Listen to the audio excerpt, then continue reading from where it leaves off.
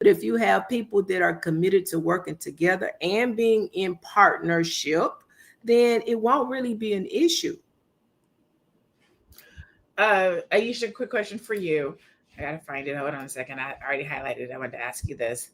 Um, how do you feel, from a cultural perspective, that this trend will affect the traditional nuclear family model going forward? Yeah, I think we should be very careful. I feel that personally that as a community we should try to find a way to make that not to be a reality, even though it's trending right now.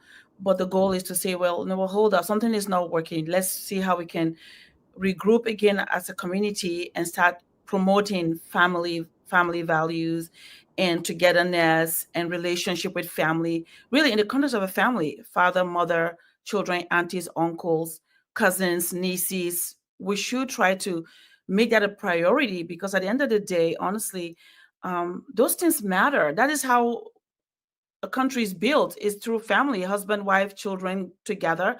Yes, would that be exception? Of course, always. Even in my culture, there is exception. But the goal, as for everybody, is that we want to have families.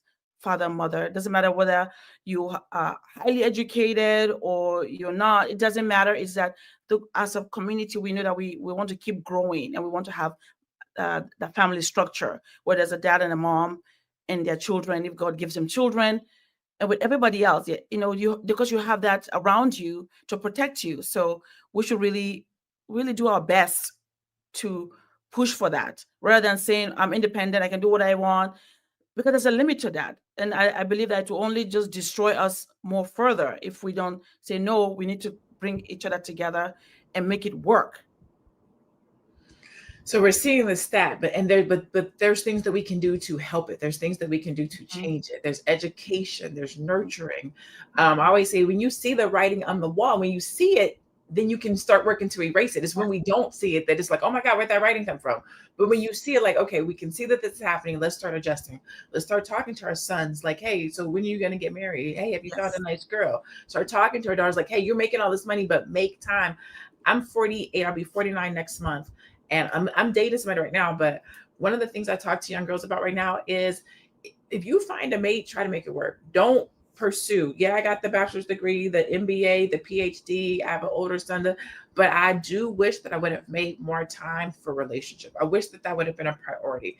Now, the way that my makeup works, I didn't think I was going to be a good mom, and I didn't think I was going to have kids, and I didn't want to get married until it was later in life. Mm. But I wish I had had somebody talking to me about, you're going to wish you had made a different decision. And now I'm old enough to be like, damn, I wish I would have made a different decision. So when I see these young girls forward driven on education and career, I'm like, when's the last time you was on a date? When's the Yes. last time you did this? Yes. Because not that you can have it all, but you can make time for the things that are important to you. Yes. So let's take a commercial. We're going to come back. We're going to keep having this conversation.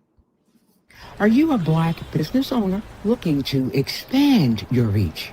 Well, has Fly Nubian Money got good news for you? We are building a Black business directory to connect you with customers who need your services.